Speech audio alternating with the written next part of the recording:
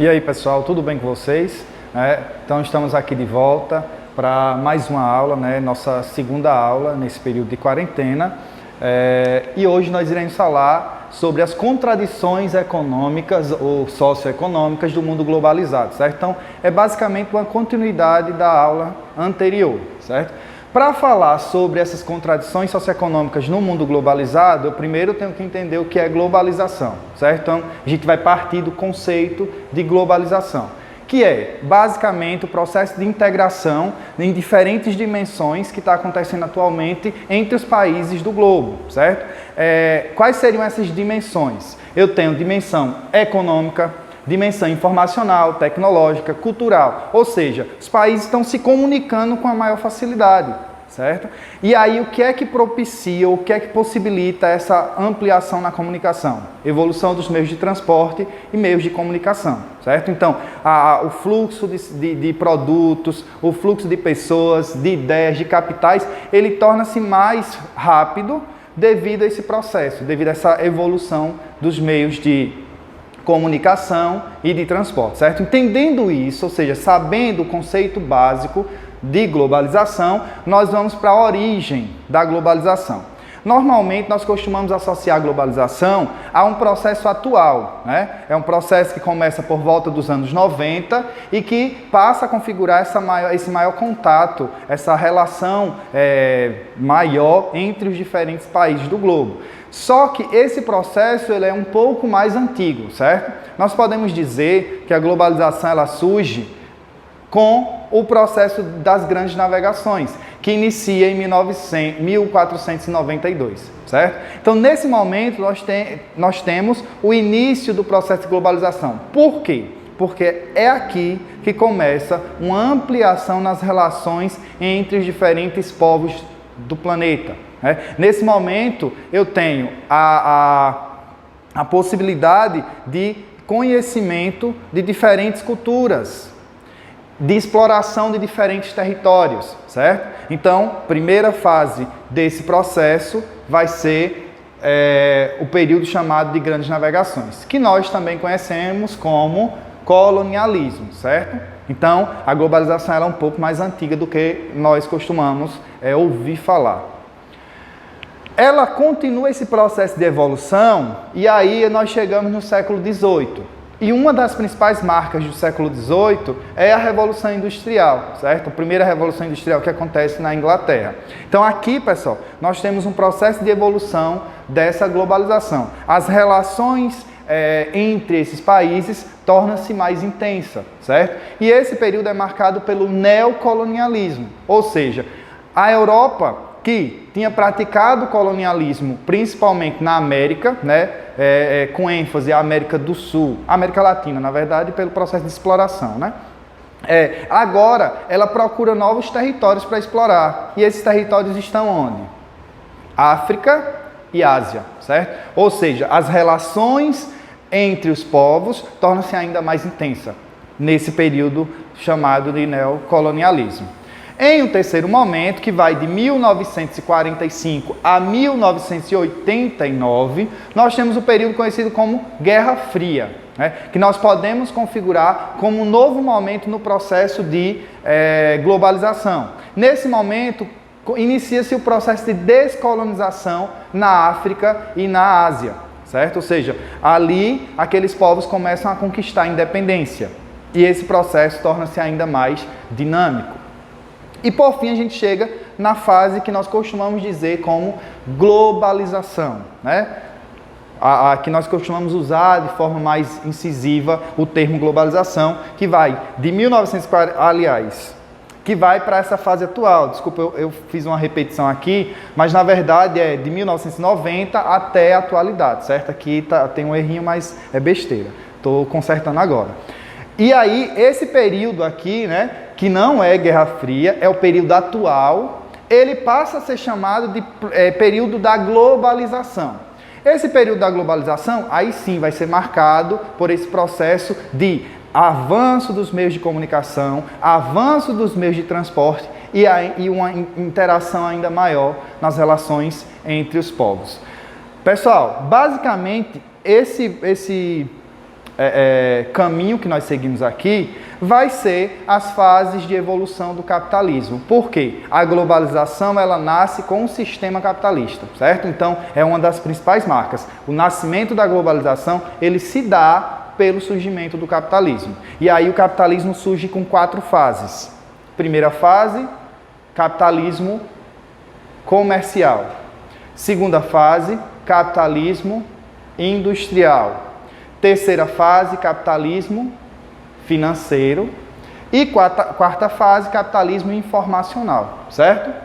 Pronto, sabendo disso, nós vamos para a segunda parte, que vai falar sobre essa globalização e as desigualdades socioeconômicas. Uma marca muito importante quando a gente fala de globalização é fluxos e redes, certo? Então, os fluxos seria essa movimentação. Movimentação que pode ser de pessoas, que pode ser de produtos, que pode ser de ideias, né, e capitais. Redes, né, aquilo que vai interligar esses fluxos. Então, os bancos, por exemplo, eles estão inseridos numa rede, né? Tem os nós e esses bancos, eles estão interligados. E aí, eles possibilitam a circulação de capital, as bolsas de valores, né, vão trabalhar nessa circulação de capital. Eu tenho também as redes hoteleiras, né? É um exemplo de rede que está ligado a esse processo de globalização. Os aeroportos, né, são esses nós que possibilitam o fluxo de pessoas de um país para outro, né? Então, entra tudo nesse contexto. E aí, sabendo disso, Milton Santos, que é um dos principais nomes quando se fala de globalização, ele vai trazer uma ideia de que a globalização, ela nasce com o advento e a junção da técnica e da ciência. E que essa junção da técnica e da ciência, ela possibilita a produção de diferentes espaços, diferentes territórios no globo. E aí nós podemos chamar de territórios opacos e territórios luminosos. O que seriam esses territórios opacos, esses territórios luminosos? Se dá para vocês observarem bem esse mapa aqui, é um mapa mundo e a proposta é realmente essa. É você não enxergar bem algumas áreas. Por quê? Dentro do globo, nós temos algumas áreas que são mais iluminadas, né? Não sei se está dando para ver, mas essa parte aqui, ó, tem uma certa luminosidade maior. Essa parte aqui também, essa parte, né, litorânea aqui do Brasil. O que é que significa isso? Que essas áreas, elas possuem um maior domínio da ciência e da técnica, ou seja, maior domínio da tecnologia, certo? Então são os espaços chamados de luminosos. Os espaços opacos são aqueles que têm um menor domínio de tecnologia, um menor domínio de técnica e ciência, certo? Ou seja, são dependentes desses espaços luminosos, certo? Então, Milton Santos gostava de trabalhar a respeito desses espaços, classificando eles como espaços opacos, quando não tem muito acesso à tecnologia, e espaços luminosos, quando eles controlam, dominam e produzem tecnologia. Ultimamente, os relatórios que são divulgados, eles mostram que os indicadores sociais, eles estão melhorando, né? Então, alguns indicadores estão tendo uma melhora. Só que aí, mesmo havendo essa melhora nos indicadores, eu tenho o quê? Persistência da pobreza e das desigualdades, certo? Então, uma marca que nós temos ainda nesse mundo globalizado é que, mesmo com o aumento da longevidade, com o aumento da qualidade de vida em muitas áreas do planeta, ainda assim persiste a pobreza e a desigualdade, certo? Não é à toa que na última aula a gente falou de como medir essa pobreza e quais os grandes desafios que a humanidade tem relacionado a esse tema. Países globalizados e globalizadores. Quem são os países globalizados e quais são aqueles que são considerados globalizadores? Primeiro, transferência de parte das atividades produtivas das grandes empresas para países emergentes e em desenvolvimento. Pessoal, quando a gente fala disso, o que é que vem à nossa mente? Multinacionais ou transnacionais, né? É um processo comum. As grandes empresas, elas costumam levar parte do seu processo produtivo para países em desenvolvimento. Mas qual o objetivo disso, né? Primeiro, quando eu falo desse processo de países globalizados e países globalizadores, eu tenho que saber quem é quem. Então, países globalizadores são aqueles que dominam a tecnologia e por este motivo controlam, né? Tem um poder de controle dentro do planeta.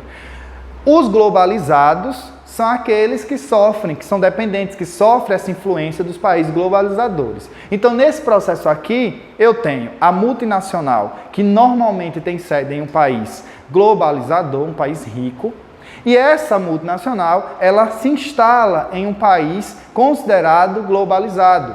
O que é que essa multinacional está procurando nesse país menos desenvolvido? Um sistema tributário mais fragilizado, leis ambientais não tão rigorosas, mão de obra barata, tudo isso vai fazer com que o lucro dessa multinacional ela aumente. E aí, na atualidade, aconteceu algo que facilitou ainda mais essa mobilidade que ocorre das multinacionais. Que fato é esse? Os meios de transporte e os meios de comunicação passaram pelo processo de evolução. Então, independente de onde eu estou produzindo, eu posso transportar para qualquer parte do mundo e numa velocidade considerável. Então, esse processo ele torna-se mais forte justamente por causa desses dois elementos. Meios de transporte mais eficientes, meios de comunicação também mais eficientes. Essa intensificação, ela se dá a partir de 1990. Por isso que nós costumamos associar a globalização ao período que inicia a partir de 1990, certo? Pronto, aí eu tenho uma divisão aqui dos países globalizadores e dos países globalizados. Os países globalizadores são marcados pelos chamados atores hegemônicos, que são aquelas grandes empresas que, em muitos casos, elas atuam de uma forma a interferir até na política interna dos países. Eu tenho o acúmulo de riqueza nesses países globalizadores, não é à toa que eles vão controlar esse processo, e economias pujantes, são as nações mais ricas. Eu domino tecnologia, eu tenho a possibilidade de acumular riquezas e, consequentemente, ter uma economia mais pujante, uma economia mais forte. Do outro lado, os países globalizados, eles vão ter vagas de trabalho. E essas multinacionais vão levar vagas de trabalho para esses países globalizados. Aparentemente, isso é uma coisa bem positiva, porque está diminuindo o desemprego. Só que, ao mesmo tempo que diminui o desemprego, amplifica-se a exploração da mão de obra, certo? Então, os direitos trabalhistas nos países globalizados é inferior em relação aos países globalizadores. O salário que é pago em um país em desenvolvimento é muito inferior a um país rico, mesmo fazendo a mesma atividade. E eu tenho como característica economias frágeis nos países globalizados, certo? São os países mais pobres. Pronto, aí nesses países mais pobres, nessas economias globalizadas, nós temos os chamados espaços de vulnerabilidade socioambiental, certo? Essa vulnerabilidade, ela tem ligação direta com o processo tecnológico. Por quê? Mesmo esse processo tecnológico avançando, esse processo de evolução tecnológica chegando a mais espaços, ainda assim ele é seletivo, Ele não chega a todo mundo. E o outro detalhe é porque ali a gente vai pegar agora, tira o socioeconômico e coloca o ambiental. Porque agora eu vou estar analisando características ambientais também. E aí eu tenho o quê? Um aumento dos impactos ambientais. Lembrando que impacta qualquer perturbação no meio. Então essa evolução tecnológica ela também provoca essa ampliação dos impactos ambientais. Nos países em desenvolvimento, nós temos uma característica muito marcante que é a ocupação desordenada, Já estudamos bastante, vocês já estudaram bastante sobre êxodo rural, Como é que se deu o êxodo rural? E qual o impacto do êxodo rural na área urbana, Eu primeiro vou ter nessa área urbana uma ocupação desordenada. Várias áreas que não deveriam ser ocupadas passam a ser ocupadas, como margens de rios, como encostas de serras e morros, enfim. E aí essas áreas não deveriam estar sendo ocupadas, tornam-se áreas de risco e são chamadas de espaços de vulnerabilidade socioambiental, certo? Por quê? As pessoas que habitam aquela área, elas correm perigo de vida, certo? como é que eu faço para mapear essa qualidade socioambiental, né? Então, tem uma determinada área e eu quero fazer um mapeamento da vulnerabilidade, ou seja, eu quero saber se aquela população ali, ela está exposta à vulnerabilidade socioambiental. Eu tenho 4 pontos que são importantes, né? Tem outros, mas esses 4 aqui são indispensáveis. Renda da população que habita aquela área, né? Indicadores sociais, então como é a taxa de natalidade, como é a taxa de mortalidade, né? Como é a taxa de mortalidade infantil, taxa de analfabetismo e por aí vai. Qualidade do ar e da água, que aquela população tem acesso. Tem saneamento básico? O esgoto é tratado? Né? Então, são elementos que eu vou estar levando em consideração para saber se aquela área tem qualidade socioambiental. Condições de trabalho e deslocamento para o trabalho, ou seja, primeiro, como é que aquela população ela está inserida no mercado de trabalho? As condições de trabalho são favoráveis? Ela precisa se deslocar por muitas horas por muitos minutos, ou quantas horas ela precisa se deslocar até chegar no seu destino. Né? Normalmente esses dados aqui são colhidos quando é feito o censo demográfico. Né? Entre as perguntas que surgem lá, está essa questão de onde é que trabalha, se trabalha no município que mora, quanto tempo leva para chegar no trabalho, né? E tudo isso é levado em consideração para fazer esse mapeamento. Nós temos aqui 2 casos de áreas que são espaços de vulnerabilidade socioambiental, mas nós podemos citar um monte, certo? A primeira, Haiti 2010, né? Primeiro, eu tenho o Haiti como o país mais pobre da América. E esse país, ele é exposto a uma vulnerabilidade muito grande. Por quê? Porque além das questões sociais e econômicas, né, eu tenho problemas ambientais ligados a essa realidade. Que problemas seriam esses? Eu vou ter a tectônica de placas ativa na região. Então, em 2010 aconteceu um terremoto de grande magnitude. Eu tenho também a ocorrência de furacões, né? O Haiti fica numa região que é muito comum a passagem de furacões. Então, tudo isso torna a população ainda mais exposta a essa vulnerabilidade. Ô, professor, mas o Japão, vamos pegar e fazer comparação. O Japão é uma região de instabilidade tectônica. Sofre terremotos de grande magnitude em alguns momentos da história. Por que eu não posso, em muitos casos, considerar o Japão como espaço de vulnerabilidade socioambiental? Porque o Japão, depois de um grande terremoto que matou uma grande quantidade de pessoas na década de 70, começou a investir pesado em ciência e tecnologia para desenvolver formas de evitar os danos causados por um terremoto, certo? O Haiti eu não tenho essa realidade, né? Tem questões financeiras e é uma temática que vai muito além dessas questões financeiras, né? O país vive em uma instabilidade política também muito forte. Do outro lado, eu tenho as palafitas em Manaus, mas eu poderia colocar também os morros do Rio de Janeiro, as grotas de Maceió, que vão ser espaços considerados espaços de vulnerabilidade socioambiental, certo? Aquela população está exposta a algumas condições adversas, né, que pode colocar em risco a vida dessa população. O que aconteceu, por exemplo, em Santana do Ipanema, nós podemos considerar como um espaço de vulnerabilidade socioambiental, por quê? O fato de ter estourado aquela barragem colocou em risco a vida da população que vive naquela área, né, próxima do riacho, né, que acabou alagando a cidade, muitas pessoas ficaram desabrigadas. Então são espaços de vulnerabilidade, ok? Pronto. Quando se fala de globalização, Milton Santos ele lançou 3 modos de a gente ver a globalização, né? A globalização, como ela realmente é, perversa, certo? Que os grandes atores hegemônicos colocam sempre em primeiro lugar o lucro. Como ela poderia ser, e aí entra a questão da solidariedade, né? Mas como ela realmente é? Ela é perversa. Né? Só que mesmo dentro dessa perversidade, eu vou ter o quê?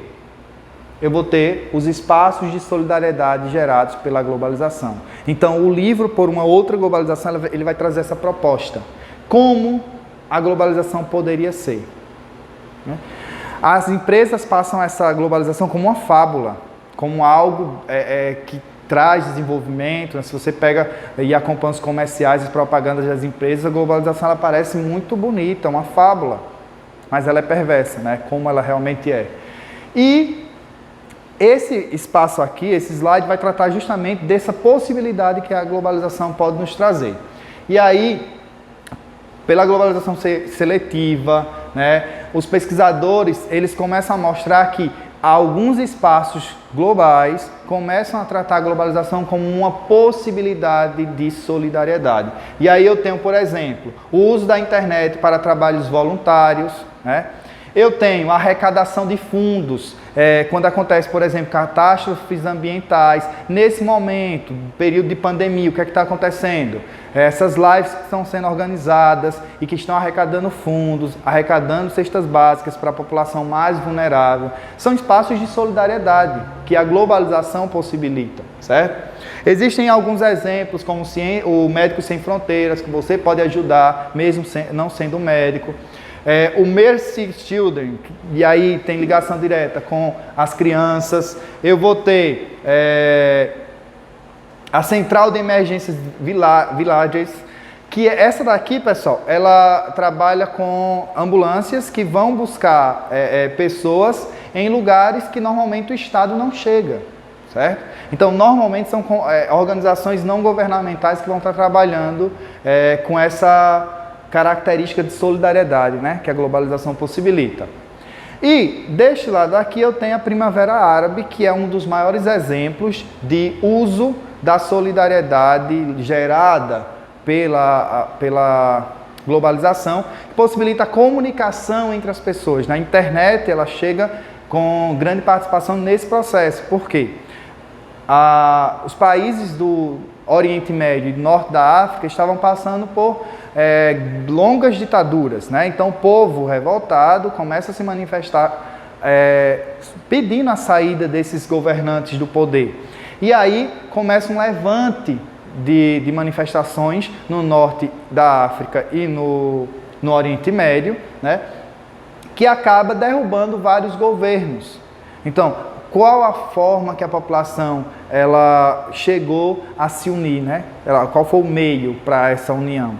Internet, né? Então, a globalização gerando solidariedade, as pessoas se unindo contra a opressão dos seus governos.